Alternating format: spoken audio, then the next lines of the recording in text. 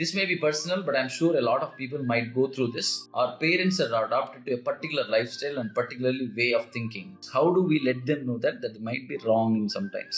See guys, ఇప్పుడు ఏంటంటే parents కి ఒక బిలీఫ్ సిస్టమ్ ఉంటుంది. They have been there for about 50 years or 60 years or 40 years. అలాంటి ఒక బిలీఫ్ సిస్టమ్ ఉంటారు. ఇఫ్ యూ ట్రై టు చేయొద్దు, ట్రై చేసినా ఫెయిల్ అవుతుంది. సే ఫర్ ఎగ్జాంపుల్, మా ఇంట్లో మా పేరెంట్స్ కి జాబ్ చేయాలనేది ఇష్టం, నాకు ఎప్పుడు బిజినెస్ చేయాలనేది ఇష్టం. ఎందుకు?